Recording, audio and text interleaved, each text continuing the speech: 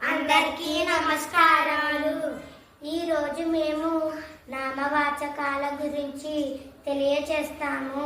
పేర్లను తెలిపే పదాలను నామవాచకాలు అంటారు. నామం అంటే పేర్లు. నామవాచకాలు 6 రకాలు. మొదటిది జాతి నామవాచకాలు. ఉదాహరణ మానవుడు, జంతువు, దేశం. 2 సంజ్ఞా నామవాచకాలు. ఉదాహరణ రాము, ఆవు, భారతదేశం. 3 గుణనామవాచకాలు. ఉదాహరణ నలుపు, తెలుపు, తీపి, పులుపు. 4 సమూహ నామవాచకాలు. ఉదాహరణ గుంపు, మంద, జనం.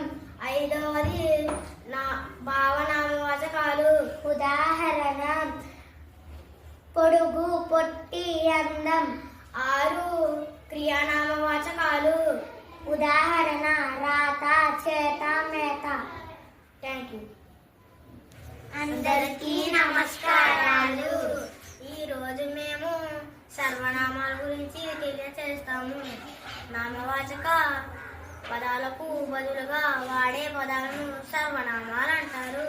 ఉదాహరణలు అతడు, ఆమె, ఇతడు, ఈమె, నేను, మేము, నువ్వు.